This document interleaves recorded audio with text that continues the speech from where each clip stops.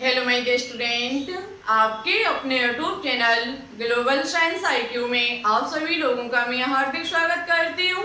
इसी के साथ साथ आप सभी लोगों को गुड इवनिंग। तो जैसा कि आप सभी लोगों को पता है, आज है 5 सितंबर और 5 सितंबर को सर्वपल्ली राधाकृष्ण जी के जन्म दिवस पर शिक्षक दिवस मनाया जाता है। तो सबसे पहले आप सभी लोगों को शिक्षक दिवस की ढेर सारी शुभकामनाएं।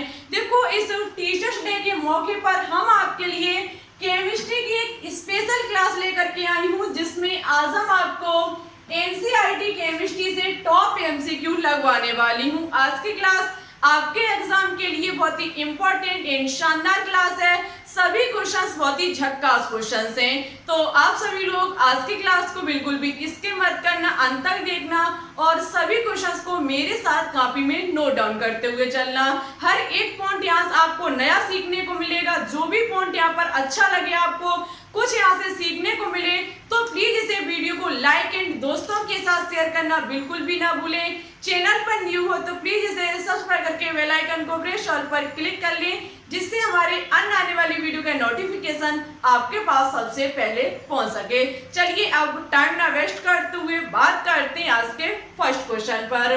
देखो, क्वेश्चन पर बात करने से पहले कुछ एक दो लाइन हो जाए शिक्षक दिवस पर। सबसे पहले एक बात मैं कहना चाहती हूँ कि कोई सफलता कहता है, कोई मंजिल समझता है। कोई सफलता कहता है तो कोई मंजिल समझता है, मगर छात्रों की कमजोरी को सिर्फ शिक्षक समझता है। हमेशा याद रखना ये बात कि यदि किसी भी स्टूडेंट्स में कोई कमजोरी है तो वो उसका शिक्षक, उसका टीचर ही समझ सकता है। ठीक है, तो सफलता, कोई सफलता कहता है, कोई मंजिल समझता है, लेकिन छात्रों की कमजोरी को सिर्फ शिक्षक समझता है। ठीक है, तो अब चलिए बात करते हैं अपने फर्स्ट क्वेश्चन पर।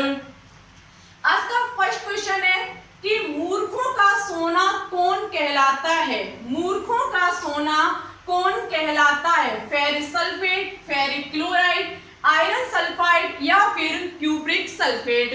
तो देखो, याद रखना, मूर्खों का सोना आयरन सल्फाइड कहलाता है। आयरन सल्फाइड को मूर्खों का सोना कहा जाता है। हम आपको बता देते हैं, ये जो आयरन सल्फाइड है इसका फॉर्मूला FeS2 होता है। ठीक है, FeS2 आयरन सल्फाइड का फॉर्मूला होता है, जिसे मूर्ख का सोना या फिर झूठा सोना के नाम से भी जाना जाता है। ठीक है, सभी पॉइंट को अच्छे से याद रखना। नेक्स्ट कौन है? नेक्स्ट क्वेश्चन है कि संतृप्त हाइड्रोकार्बन के लिए निम्न में से कौन सा व्यापक सूत्र है? बहुत ही इंपॉर्टेंट क्वेश्चन कि संतृप्त हाइड्रोकार्बन के लिए निम्न में से कौन सा व्यापक सूत्र है? CnH2n+2, CnH2n-2, CnH2n, CnH2n+1।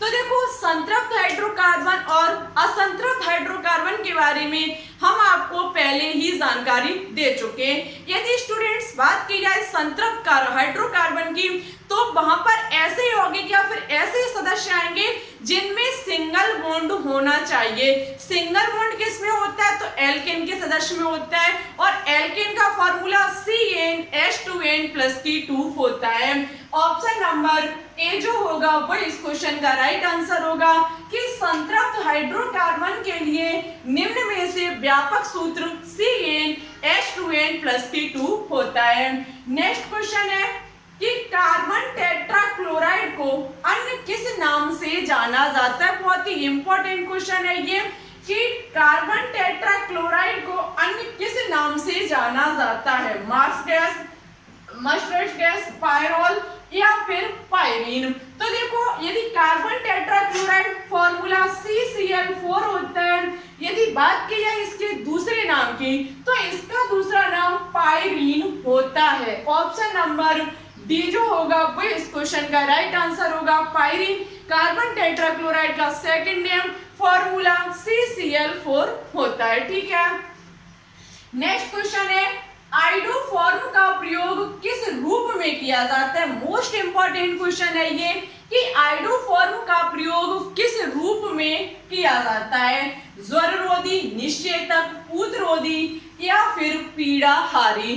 तो आज इस बात को माइंड में अच्छे से फिट कर लेना कि आयोडोफॉर्म का प्रयोग पूतरोधी के रूप में किया जाता है। किसके रूप में? पूतरोधी के रूप में। देखो पूतरोधी इसे इंग्लिश में एंटीसेप्टिक कहा जाता है। अब यदि देखो पूतरोधी जैसे मैंने कहा आपको समझ में नहीं आ रहा होगा, लेकिन जैसे ही मैंने कहा एंटीसेप्टिक आपके माइंड में तुरंत इसकी डेफिनेशन बनना स्टार्ट हो चुकी होगी।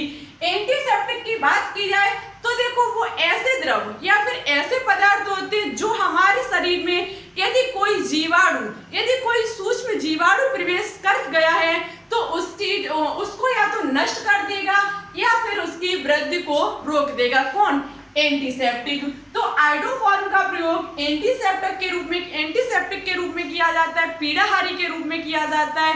बाई चांस यदि हमारी बॉडी में कोई बाहर से बैक्टीरिया प्रवेश कर गया है तो वो हमारी बॉडी को हानि पहुंचाएगा, ठीक है। यदि कोई बैक्टीरिया फिर वायरस हमारी बॉडी में प्रवेश कर गया है तो वो हमको हानि पहुंचाएगा। उस चीज को रोकने के लिए आयोडोफॉर्म का यदि हम यूज कर लें तो वो या तो उस जीवाणु या फिर विषाणु को नष्ट कर देगा या फिर उसकी वृद्धि को रोक देगा, ठीक है। इसलिए इसे पूतरोधी कहा जाता है। नेक्स्ट क्वेश्चन है कि एरोमेटिक यौगिकों का जन्मदाता किसे कहा जाता है? एरोमेटिक यौगिकों का जन्मदाता किसे कहा जाता है? मेथेन, बेंजीन, फिनोल या फिर एनिलीन। तो स्टूडेंट्स हम आपको बता देते हैं एरोमेटिक यौगिक का जन्मदाता बेंजीन को कहा जाता है, ठीक है। किसे कहा जाता है? बेंजीन को। ऑप्शन नंबर बी जो होगा वो इस क्वेश्चन का राइट आंसर होगा। बेंजीन को एरोमेटिक यौगिकों का जन्मदाता कहा जाता है, क्योंकि आपको पता होनी चाहिए कि एरोमेटिक यौगिक वो होते हैं जिनमें कम से कम एक बेंजीन वलय उपस्थित होनी चाहिए। बेंजीन वलय का फॉर्मूला C6H6 होता है और यदि इसका स्ट्रक्चर हम बनाना चाहे, संरचना बनानी चाहे तो हम इसकी संरचना इस प्रकार से बनाते हैं, ठीक है। इसकी संरचना हम इस प्रकार से बनाते हैं। हम इस चीज को इस प्रकार से भी बना सकते हैं, एक को छोड़ करके डबल बॉन्ड, ठीक है। तो एरोमेटिक यौगिकों का जन्मदाता बेंजीन को कहा जाता है। ऑप्शन नंबर बी जो होगा वो इस क्वेश्चन का राइट आंसर होगा। नेक्स्ट क्वेश्चन है कि बहुप्रयोग प्लास्टिक की पन्नी की बोतलें किसकी बनी होती हैं? क्वेश्चन पूछ रहा है कि बहुप्रयोग प्लास्टिक की पन्नी को बहुप्रयोग प्लास्टिक की पन्नी की बोतलें किसकी बनी होती हैं? पॉलीथीन की, बेकेलाइट की, पॉलीस्टाइरीन की या फिर सिलिकॉन की। तो हमेशा याद रखना जो बहुप्रयोग बहुत ज्यादा हम प्रयोग करते हैं क्या? प्लास्टिक की पन्नी की बोतलें, वो जो होती हैं वो पॉलीथीन की बनी होती हैं। ऑप्शन नंबर ए जो होगा वो इस क्वेश्चन का राइट आंसर होगा। देखो इस पर आगे चर्चा करने से पहले एक बात और हमें आपसे कहनी थी। देखो स्टूडेंट्स आपको पता है हम ऑर्गेनिक केमिस्ट्री को अभी फिलहाल स्टार्ट ही किया है। अभी आपकी ऑर्गेनिक केमिस्ट्री समाप्ति की तरफ नहीं है। ऐसा नहीं हम कह सकते कि ऑर्गेनिक केमिस्ट्री बहुत ही जल्द आपकी फिनिश हो जाएगी, ऐसा नहीं हम कह सकते, क्योंकि ऑर्गेनिक केमिस्ट्री को अभी हमने स्टार्ट ही किया है। जबकि बात की जाए इनऑर्गेनिक केमिस्ट्री और फिजिकल केमिस्ट्री की, दोनों की बात की जाए तो वहां आपके ओनली 2 से या फिर 3 चैप्टर ही बाकी हैं, 2 से 3 तक चैप्टर अभी बाकी हैं और आपके सभी चैप्टर हमने कंप्लीट करा दिए। लगभग इनऑर्गेनिक केमिस्ट्री की हमारी 80+ क्लासेस डली हुई हैं। 80+ क्लासेस, उनके मॉक टेस्ट, साथ ही साथ मॉक टेस्ट के साथ साथ अन्य जो चैप्टर के मॉक टेस्ट हमने नहीं लिए हैं उनसे बनने वाले क्वेश्चंस आपको 500 क्वेश्चंस की सीरीज में देखने को मिलते हैं। और साथ ही साथ हम आपको बता देते हैं 500 क्वेश्चंस की सीरीज आपकी समाप्ति की तरफ है। लगभग उसमें 20 या फिर 25 क्वेश्चंस बाकी हैं। 500 क्वेश्चंस की सीरीज कंप्लीट हुई, इनऑर्गेनिक केमिस्ट्री समाप्ति की तरफ है। साथ ही साथ बची ऑर्गेनिक केमिस्ट्री उसको हम फिनिश करा देंगे, ठीक है। लेकिन आप ऑर्गेनिक केमिस्ट्री की क्लास पूरे मन से देखते हो, अच्छे से देखते हो, बहुत अच्छे से काम करते हो। लेकिन बात की जाए इनऑर्गेनिक केमिस्ट्री की तो आप क्लास बिल्कुल नहीं देखते हो।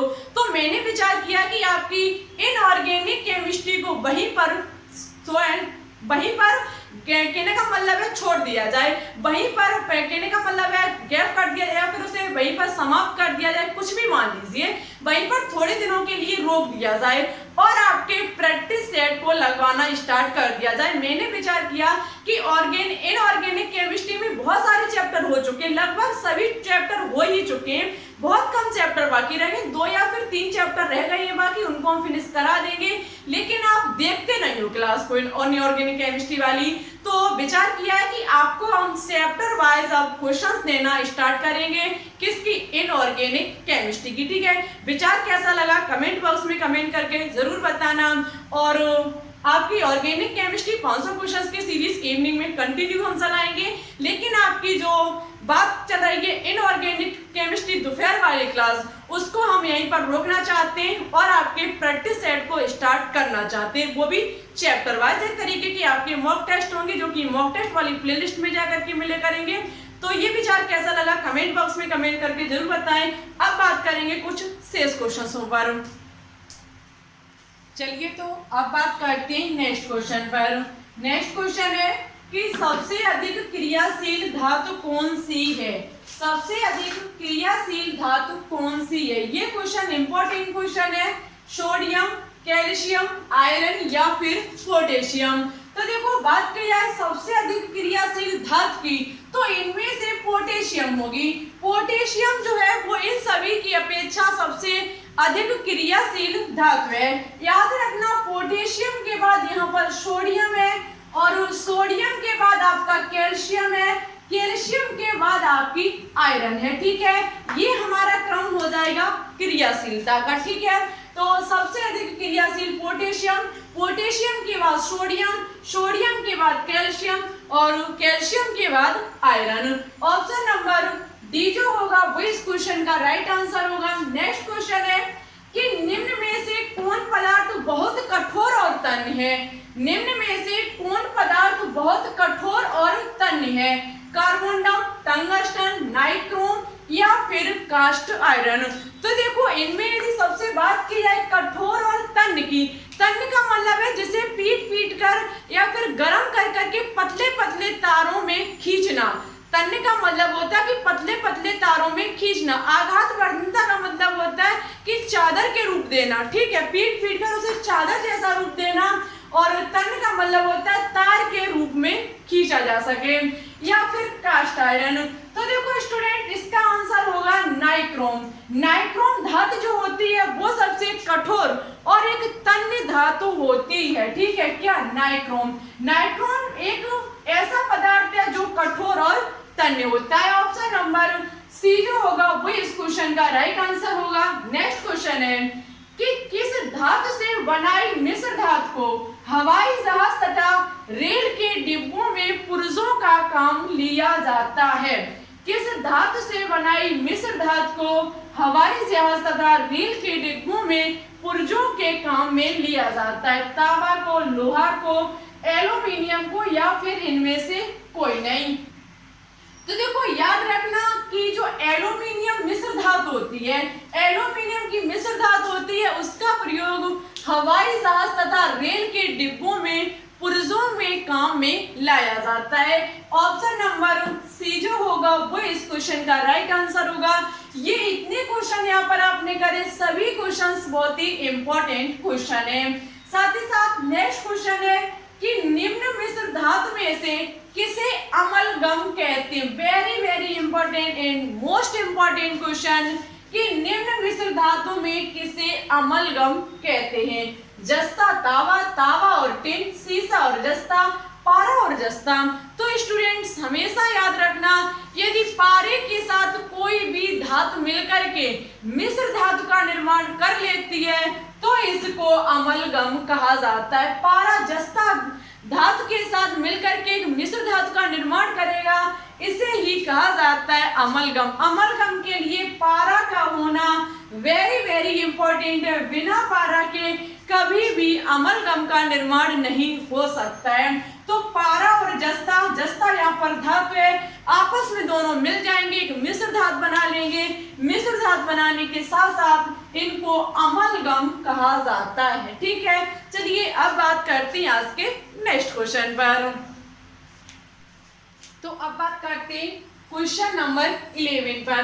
क्वेश्चन नंबर 11 है कि निम्न में से कौन पीतल, कांसा तथा जर्मन सिल्वर इन सभी में उभय घटक के रूप में विद्यमान है। निम्न में से कौन सा पीतल, कांसा, जर्मन, सिल्वर इन सभी में उभय घटक के रूप में विद्यमान है? एंटीमनी, तांबा, टिन या फिर जस्ता। तो इसका आंसर आपको हमारे कमेंट बॉक्स में कमेंट करके बताना होगा। ये क्वेश्चन हम आपको बहुत ही अच्छे तरीके से बता चुके। मिश्र धातु टॉपिक हमने इतने अच्छे से क्लियर किया कि इससे पहले आपने इतने अच्छे से नहीं पढ़ा होगा। तो इसका आंसर कमेंट बॉक्स में कमेंट करके जरूर बताएं। नेक्स्ट क्वेश्चन है कि निम्न में कौन सा विस्फोटक नहीं है? निम्न में से कौन सा विस्फोटक नहीं है? टीएनटी स्टूडेंट्स, ये एक हमारा विस्फोटक होता है टीएनटी, ठीक है। ट्राई नाइट्रोटोलुइन, ट्राई नाइट्रोग्लिसरीन, ये भी हमारा एक विस्फोटक होता है। आरडीएक्स, ये भी हमारा एक विस्फोटक होता है। जबकि नाइट्रोक्लोरोफॉर्म एक विस्फोटक पदार्थ नहीं होता है, ठीक है। तो टीएनटी, ट्राइनाइट्रोग्लिसरीन और आरडीएक्स, ये हमेशा तीनों याद रखना, ये हमारे एक विस्फोटक पदार्थ होते हैं। जबकि नाइट्रोक्लोरोफॉर्म एक हमारा विस्फोटक पदार्थ नहीं होता है। ऑप्शन नंबर डी जो होगा वो इस क्वेश्चन का राइट आंसर होगा। इसी प्रकार से हमने आपके 11 क्वेश्चन को बिल्कुल अच्छे से कंप्लीट किया। क्लास कैसी लगी कमेंट बॉक्स में कमेंट करके जरूर बताएं और ये भी बताएं कि 12 क्वेश्चनों में कितने क्वेश्चंस आपने राइट किए, कितने क्वेश्चंस आपको अच्छे लगे, समझ में आए। जहां क्वेश्चन समझ में ना आया हो कमेंट बॉक्स में कमेंट करके बता दें, उस क्वेश्चन को हम नेक्स्ट क्लास में समझाने की पूरी कोशिश करूंगी। और अब हमने विचार किया है कि हम आपको पीडीएफ देना भी स्टार्ट करेंगे। पीडीएफ क्या, हम जो भी हम बोर्ड पर पढ़ाएंगे उसके हम फोटो लेकर के आपके टेलीग्राम चैनल पर सेंड कर दिया करेंगे, लेकिन ये हम 24 घंटे बाद करेंगे, ठीक है। आप क्लास को अच्छे से देख लीजिए, उसे आप कॉपी में अपने हाथों से नोट्स बनाएंगे तो और बेहतरीन रहेगा। और यदि नहीं बनाते हो तो ये आपको बने बनाए नोट्स आपको टेलीग्राम चैनल पर मिला करेंगे। तो हमारे टेलीग्राम चैनल को ज्वाइन कर लीजिए जिसका नाम है ग्लोबल साइंस IQ, जिसकी लिंक आपको नीचे डिस्क्रिप्शन में मिल जाएगी। उस पर क्लिक करके डायरेक्ट हमारे टेलीग्राम चैनल पर आप पहुंच सकते हैं, ठीक है। ज्वाइन कर लीजिए। अब हम बहुत ही जल्द आपको सभी क्वेश्चंस की पीडीएफ दिया करेंगे एक इमेज के माध्यम से, ठीक है। और एक बार फिर से आप सभी लोगों को शिक्षक दिवस की ढेर सारी शुभकामनाएं। इस शिक्षक दिवस पर अपने सभी गुरुजनों को रिस्पेक्ट करें, ज्यादा से ज्यादा उन्हें सम्मान दें। और हमारी तरफ से आप सभी लोगों को बहुत सारी शुभकामनाएं। शिक्षक दिवस पर हमारे सभी गुरुजनों को शिक्षक दिवस की ढेर सारी शुभकामनाएं। एक आपने लाइन सुनी होगी बहुत ही अच्छे से, कहा जाता है कि शिक्षक तो वह महान व्यक्ति है जिसने हमें जीवन जीना सिखाया है। हमेशा एक बात याद रखना कि हमें जन्म माता पिता ने दिया है, लेकिन जीवन को जीना जो सिखाया वो एक शिक्षक ने सिखाया, ठीक है। यदि शिक्षक ना होते तो हमें सही और गलत का भी पता ना चलता कि क्या सही है और क्या गलत है, ठीक है। हमें प्रत्येक चीज में भेदभाव करना, क्या सही है क्या गलत है, इसको जैसे कि हमें टीचर सिखाती है कि गरम कभी भी आग में कूदना नहीं चाहिए, ठीक है। यदि वो ना सिखाते तो हम आग पर कूद सकते थे, लेकिन उन्होंने हमें बताया कि आग पर कभी मत कूदना, ना तुम जल जाओगे। तो इसलिए कहा जाता है कि शिक्षक वह महान व्यक्ति है जो हमें जीवन जीना सिखाता है। जीवन माता पिता देते हैं, लेकिन जीवन को कैसे जिया जाएगा वो सब कुछ हमारे गुरुजन सिखाते हैं। तो गुरुजनों को हमारी तरफ से शिक्षक दिवस की ढेर सारी शुभकामनाएं। और इस क्लास को इस शिक्षक दिवस के मौके पर ज्यादा से ज्यादा शेयर करना। क्लास अच्छी लगे तो लाइक करना, दोस्तों के साथ शेयर करना। चैनल पर न्यू हो तो प्लीज इसे सब्सक्राइब करके बेल आइकन को प्रेस ऑल पर क्लिक कर लेना, जिससे हमारी केमिस्ट्री के अनकंटेंट का नोटिफिकेशन आपके पास सबसे पहले पहुंच सके, ठीक है। और मैंने विचार किया कि इनऑर्गेनिक केमिस्ट्री को रोक करके आपके प्रैक्टिस सेट को स्टार्ट किया जाए, वो भी टॉपिक वाइज। कैसा लगा विचार जरूर बताएं, या आपको जो 2-3 चैप्टर बचे हुए उनको फिनिश करा दें उसके बाद प्रैक्टिस सेट को लगवाएं। कैसा करना चाहते हैं जरूर बताएं, कमेंट बॉक्स में अपने सुझाव को जरूर रखें, जिससे कि हमें भी पता चले कि आप किस प्रकार से तैयारी करना चाहते हैं। तो चलिए चलते हैं, आज के लिए बस इतना ही। एक बार फिर से happy teachers day. Thanks for watching this video. जय हिंद, जय भारत, ऑल द बेस्ट।